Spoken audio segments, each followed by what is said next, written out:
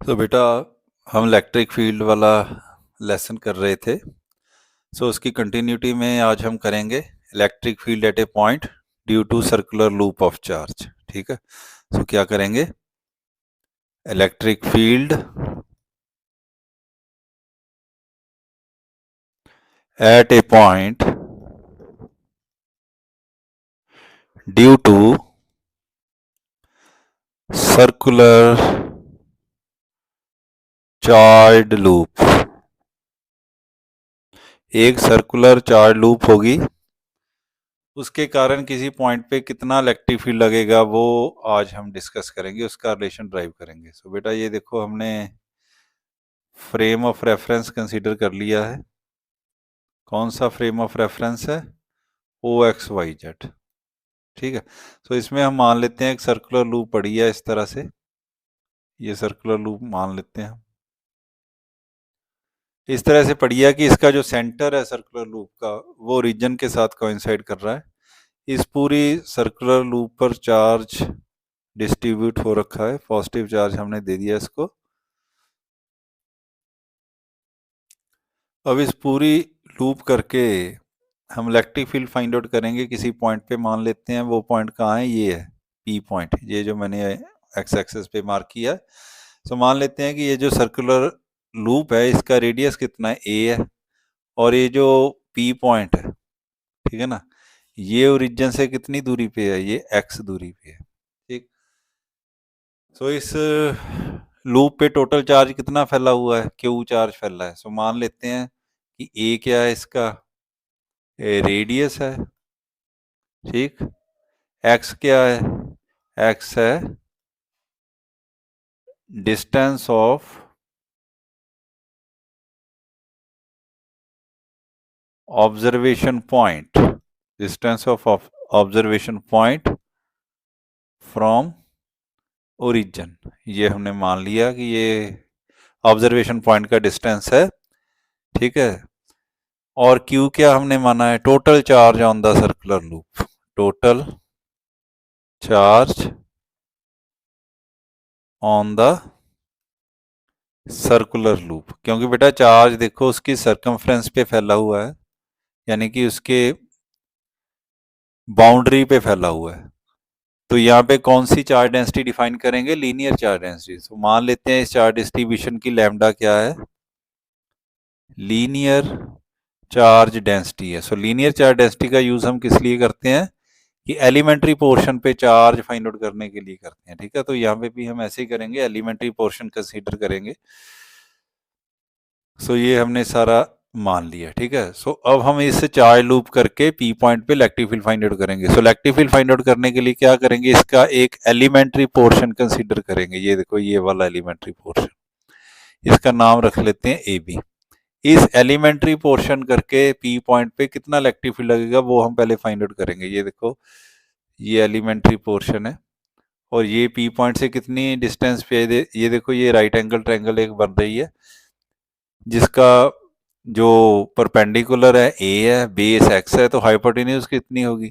तो Pythagoras theorem लगा देते हैं, हाइपोटेन्यूज क्या होगी, A square plus x square होगी। कहने का मतलब है कि ए बी जो एलिमेंट्री पोर्शन है वो पी पॉइंट से कितनी दूरी पे है, under root A square plus x square distance पे है। ठीक है ना।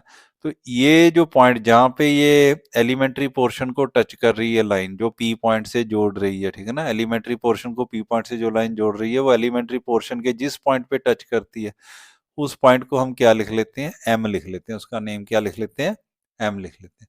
और मान लेते हैं बेटा ये वाला जो एंगल है ये कितना है, ये थीटा है। ठीक।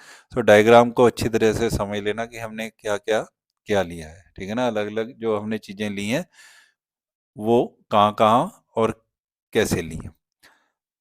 तो सबसे पहले क्या करेंगे, इस एलिमेंट्री पोर्शन करके पी पॉइंट पे इलेक्ट्रिक फील्ड देखेंगे कितना है। ठीक है ना।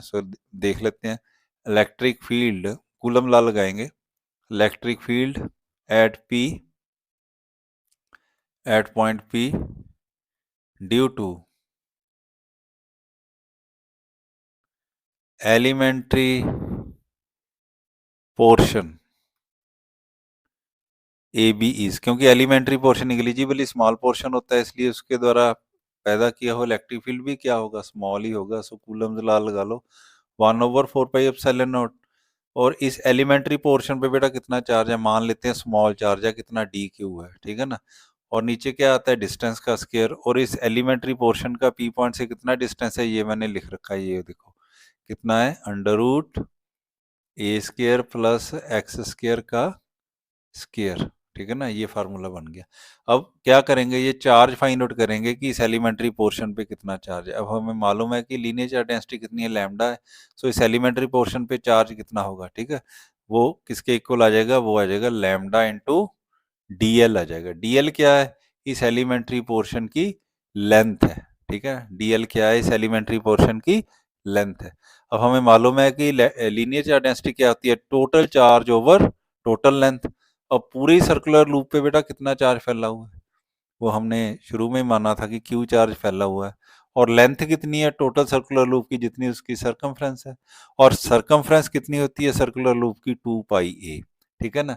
तो ये वैल्यू आ गई है लीनियर चार्ज डेंसिटी की, क्योंकि जब हमने linear charge density find out करनी होती है तो टोटल चार्ज लेते हैं और टोटल लूप लेते हैं, ठीक है ना।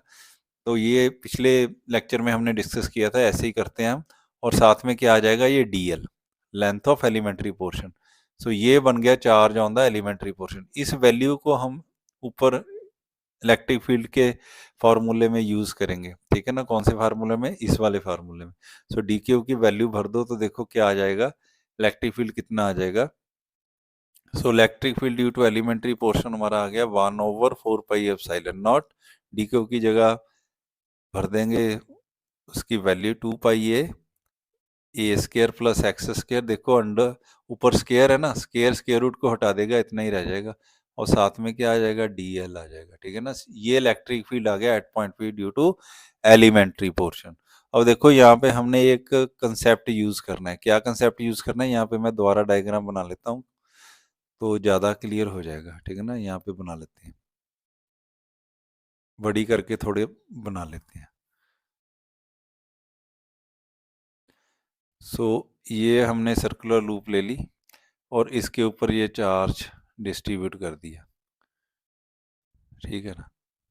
और ये इसकी एलिमेंट्री लेंथ हमने कंसीडर करी थी, ये वाली ए बी, जिसके कारण हमने इसके पी पॉइंट पे इलेक्ट्रिक फील्ड पता करना है। तो ये एम पॉइंट था, इससे हम पी पॉइंट को ऐसे जोड़ देंगे। तो इसकी क्या थी डिस्टेंस, a² प्लस x², ठीक है ना। ये एंगल कितना है, थीटा है। अब ये जो एलिमेंट्री पोर्शन ए बी है, ये पी पॉइंट पे इलेक्ट्रिक फील्ड पैदा करेगा, किस डायरेक्शन में पैदा करेगा, इस डायरेक्शन, ठीक है ना। इस डायरेक्शन में इलेक्ट्रिक फील्ड पैदा करेगा ये डीई, ठीक है। तो अगर ये एंगल थीटा है तो ये वाला एंगल भी कितना होगा, थीटा। अब डीई को अगर मैं रिजॉल्व करूँ इसके रेक्टेंगुलर कंपोनेंट्स में तो क्या आएगा, इसका हॉरिजॉन्टल कंपोनेंट आ जाएगा डीई कॉस थीटा, और वर्टिकल कंपोनेंट कितना आ जाएगा, ये इस तरफ ले लेता हूँ, वर्टिकल कंपोनेंट आ जाएगा डीई साइन थीटा, ठीक है ना। अब देखो, for each element A B on the circular loop there is equal and opposite elementary length A dash B dash. कहने का मतलब है कि आप इस पूरी सर्कुलर लूप पे कहीं पे भी एलिमेंट्री लेंथ कंसीडर कर लो, उसके अपोजिट एक और एलिमेंट्री लेंथ होगी। जैसे ए बी के सामने कौन सी है, ए डैश बी डैश मैंने मानी है, ठीक है ना। सो ये एलिमेंट्री लेंथ भी पी पॉइंट पे अपना इलेक्ट्रिक फील्ड पैदा करेगी। वो इस तरह से पैदा करेगी कि अगर हम उसके इलेक्ट्रिक फील्ड के भी रेक्टेंगुलर कंपोनेंट निकालें तो कौन कौन से होंगे, एक होगा d E sine theta in upper direction और एक होगा d E cos theta in horizontal direction. So diagram से दिख ही रहा है कि वर्टिकल कंपोनेंट जो है एक दूसरे को क्या कर रहे हैं, being equal and opposite they will cancel each other, ठीक है। So for each elementary length A B there exist an equal and opposite elementary length A dash B dash, जो कि पी पॉइंट पे इस तरह से इलेक्ट्रिक फील्ड पैदा करेगी कि ये ए बी के वर्टिकल कंपोनेंट को कैंसिल करेगी, ए बी एलिमेंट्री लेंथ के इलेक्ट्रिक फील्ड के वर्टिकल कंपोनेंट को क्या कर देगी, कैंसिल कर देगी, सिर्फ हॉरिजॉन्टल कंपोनेंट बचेंगे। और वही फिर क्या पैदा करेंगे, नेट इलेक्ट्रिक फील्ड पैदा करेंगे। तो बेटा हम क्या करते हैं कि एलिमेंट्री लेंथ कंसीडर करते हैं, जैसे हमने पहले भी बहुत सारे ऐसे आर्टिकल किए हैं। तो उस एलिमेंट्री लेंथ का जितना इलेक्ट्रिक फील्ड होता है बाकियों का भी उतना ही होता है, क्योंकि सारी एलिमेंट्री लेंथ जो होती है उनका साइज सेम होता है। और जब नेट इलेक्ट्रिक फील्ड निकालना हो तो सब एलिमेंट्री लेंथ के करके जो इलेक्ट्रिक फील्ड है वो हम ऐड करेंगे। जब सबका इलेक्ट्रिक फील्ड हम ऐड करेंगे तो उनके वर्टिकल कंपोनेंट सबके कैंसिल हो जाएंगे, सिर्फ कौन से बचेंगे, हॉरिजॉन्टल। क्यों? क्योंकि वर्टिकल कंपोनेंट, क्योंकि ईच एलिमेंट्री लेंथ के लिए एक अपोजिट एलिमेंट्री लेंथ एग्जिस्ट करती है जिसका वर्टिकल कंपोनेंट उसके सामने वाली एलिमेंट्री लेंथ के इलेक्ट्रिक फील्ड के वर्टिकल कंपोनेंट को कैंसिल कर देता है, ठीक है ना। सो जब नेट इलेक्ट्रिक फील्ड निकालेंगे तो सारे इलेक्ट्रिक फील्ड ऐड होंगे, तो जब सारे इलेक्ट्रिक फील्ड ऐड होंगे तो वर्टिकल कंपोनेंट तो कैंसिल हो जाएंगे, सिर्फ हॉरिजॉन्टल कंपोनेंट ऐड होंगे। ये बात आपने दिमाग में रखनी है, ठीक है ना। तो यहाँ पे मैं ये बात लिख भी देता हूँ कि for each elementary length, for each elementary length AB there exist equal and opposite elementary length A dash B dash, vertical component of whose electric field will cancel the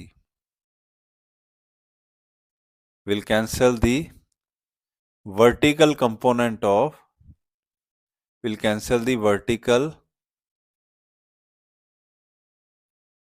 component of electric field of A B, ठीक है ना।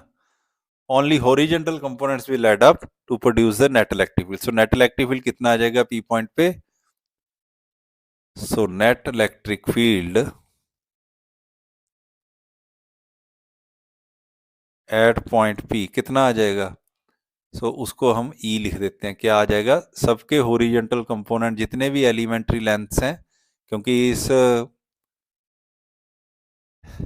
Close loop जो circular loop chart है इसको हम बहुत सारी elementary length में डिवाइड करेंगे, एक का जितना इलेक्ट्रिक फील्ड है उतना ही सबका होगा। तो सबके इलेक्ट्रिक फील्ड्स को जब हम जोड़ेंगे नेट इलेक्ट्रिक फील्ड निकालने के लिए तो वर्टिकल कंपोनेंट तो कैंसिल हो जाएंगे, ओनली हॉरिजॉन्टल बचेंगे। तो इसको हम ऐसे लिख देंगे summation D E cos theta. अगर हमने इसके बहुत सारे एलिमेंट्री लेंथ बनाए हैं निग्लिजिबली स्मॉल तो ये सुमेशन किस में चेंज होता है? इंटीग्रेशन में बेटा चेंज हो जाता है।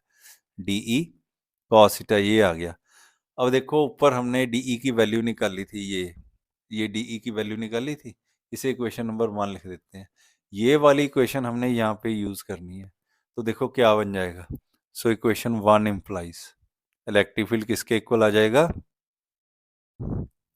1/4πε0 क्या लिखा था मैंने ऊपर?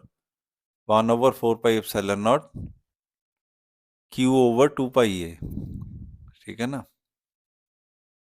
Q/2πa और यहाँ पे क्या था? a² प्लस x² था और साथ में क्या था? dl। अब ये बन गई de की वैल्यू। अब cos थीटा भी साथ में है, ये मैंने cos थीटा भी लिख दिया यहाँ, ठीक है ना। ये cos थीटा भी लिख दिया। अब देखो हमने cos थीटा की वैल्यू निकाल के यहाँ पे भरनी है। सो cos थीटा की वैल्यू निकालने के लिए क्या करेंगे? हम ये वाली ट्रायंगल कंसीडर करेंगे। ये इस पॉइंट को मैंने क्या लिखा था? एम लिखा था। So M O P triangle consider करेंगे, ये वाली राइट एंगल ट्रायंगल कंसीडर करेंगे M O P cos theta को निकालने के लिए। तो लिख लो फिर कि in triangle M O P cos theta किसके इक्वल होगा? Base over hypotenuse. So base किसके इक्वल है? देखो इस ट्रायंगल में बेस देखो कितना है, ये एंगल है ना, इसके सामने ये परपेंडिकुलर होगा तो ये बेस होगा, यानी कि ओपी ओवर क्या आएगा? एमपी। ओपी ओवर एमपी आएगा। OP over MP. ओपी की वैल्यू कितनी है? एक्स है, ठीक है ना। एमपी की वैल्यू कितनी है? ए² प्लस एक्स² अंडर रूट है। अंडर रूट को मैं कैसे लिख दूंगा? 1/2। अब ये वैल्यू जो cos थीटा की है यहाँ पे भरनी है, इलेक्ट्रिक फील्ड के फार्मूले में भरनी है, यहाँ पे भरनी है बेटा, या जहाँ मैंने टिक लगाई है इस फार्मूले में भरनी है। तो देखो क्या आ जाएगा net electric field, net electric field हमारा फिर आ जाएगा E is equal to 1/4 pi epsilon naught Q over 2 pi A square plus x square, cos theta की वैल्यू कितनी है x over A square plus x square 1/2, साथ में कितना है dl है, ठीक है। सो इसको थोड़ा सा सिंप्लीफाई करो तो देखो क्या बन जाता है, 1/4 pi epsilon naught Q over 2 pi ए, ये देखो ए स्क्वायर प्लस एक्स स्क्वायर है, ये भी ए स्क्वायर प्लस एक्स स्क्वायर है, पावर्स ऐड हो जाएंगी इनकी, तो ये क्या बन जाएगा 1 a² plus x square raise to power 3/2, यानी कि इसकी पावर 1 है, इसकी पावर हाफ है, दोनों ऐड हो जाएंगी, बन जाएगा 3/2। और ये देखो x भी है साथ में, ये q से मल्टीप्लाई हो जाएगा, ऊपर आ जाएगा qx और साथ में क्या आ जाएगा dl। अब देखो integration with respect to l हो रही है, सो सारी टर्म को हम कांस्टेंट मान के बाहर निकाल लेंगे इंटीग्रेशन से। सो हमारे पास रिलेशन क्या बन जाएगा 1/4 pi epsilon naught qx over 2 pi ए square plus x square 3/2 into ये integration of dl। So dl का इंटीग्रेशन क्या होगा, l होगा, आपको मालूम ही है। और l क्या है, length of the circular loop, और लेंथ ऑफ सर्कुलर लूप क्या होती है, जितनी उसकी सरकमफ्रेंस होती है, ठीक है ना। और यहाँ पे सर्कुलर लूप का रेडियस कितना है, a है, तो उसकी सरकमफ्रेंस कितनी होगी 2 पाई a, यानी कि dl का इंटीग्रेशन क्या आ जाएगा, लेंथ ऑफ सर्कुलर लूप जो क्या है सरकमफ्रेंस, और उसकी वैल्यू कितनी है 2 पाई है। सो ये 2 पाई ए से 2 पाई ए कैंसिल हो जाएगा, और हमारा फाइनल रिजल्ट फिर कितना बचेगा, इलेक्ट्रिक फील्ड किसके इक्वल आ जाएगा 1/4 pi epsilon naught qx over A square plus x square raise to power 3/2। So ये बेटा electric field exerted by charge circular loop at point P हमने फाइंड आउट कर लिया, ठीक है। सो ये इसका फाइनल रिलेशन बनेगा, मुझे उम्मीद है आपको समझ लग गया होगा। अब इसके हम स्पेशल केस करेंगे, दो दो बनेंगे, तो वो डिस्कस कर लेते हैं, ठीक है ना। Special case, so special case में पहला स्पेशल केस क्या आता है कि when observation point P lies at the centre of loop, centre of loop के लूप पे अगर हम पी पॉइंट को लाके रख दें तो क्या हो जाएगा, ये देखो डायग्राम को देखो, ये पी पॉइंट जो है इसका डिस्टेंस कितना है ओ से, ये यहाँ तक कितना डिस्टेंस है, एक्स डिस्टेंस है, ठीक है ना। अगर पी को ओ पे ही रख देंगे तो एक्स की वैल्यू क्या हो जाएगी, 0 हो जाएगी, ठीक है ना।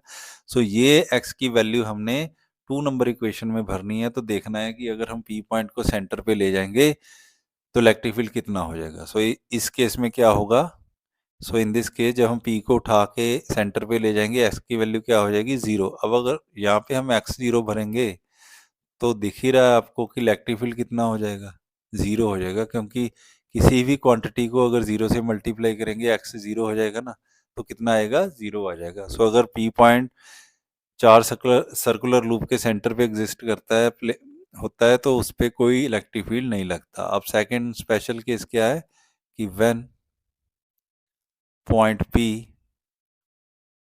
lies much away from center of the loop, अगर सेंटर ऑफ लूप से P को बहुत दूर ले जाएं तो क्या होगा, यहाँ पे देखो डायग्राम को दोबारा देखो, x क्या है, P का डिस्टेंस है, अगर P को हम बड़ी दूर ले जाएं तो x की वैल्यू लार्ज हो जाएगी, ठीक है ना। रेडियस तो चेंज होगा नहीं, वो तो स्मॉल ही रहेगा, मगर x की वैल्यू बड़ी ज़्यादा लार्ज हो जाएगी इन कंपैरिजन टू ए। सो हम क्या करेंगे, इक्वेशन नंबर 2 में ए स्क्वायर को इग्नोर कर देंगे in comparison to x square, क्योंकि ए की वैल्यू बड़ी ज़्यादा स्मॉल हो जाएगी। सो इस केस में क्या होगा कि एक्स जो है वो become much much larger than a, so इसका स्क्वायर भी क्या हो जाएगा, लार्जर हो जाएगा। सो इक्वेशन नंबर 2 में हम ए स्क्वायर को इग्नोर कर देंगे। So ignoring a square in comparison to x square in equation 2। तो क्या बन जाएगा बेटा, देखो 2 नंबर इक्वेशन में अगर हम ए स्क्वायर को इग्नोर कर देंगे तो क्या बन जाएगा, 1/4 पाई एप्सिलॉन, और ऊपर क्या था, Q x over A square plus x square का 3/2 था। ए स्क्वायर को इग्नोर कर देंगे, अकेला एक्स स्क्वायर रह जाएगा। तो पावर कितनी है, 3/2। ये 2 से 2 कैंसिल हो गया, क्या आ गया हमारे पास, 1/4 pi epsilon naught Q x over क्या आ जाएगा, एक्स क्यूब। ये एक एक्स से एक पावर कैंसिल हो जाएगी इसकी, तो क्या बन जाएगा, 1/4 pi epsilon naught Q over X square बन जाएगा।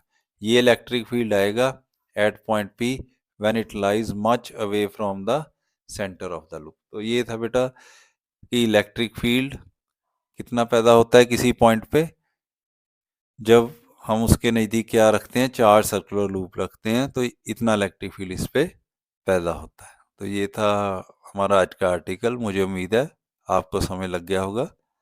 सो नेक्स्ट लेक्चर में मिलते हैं फिर।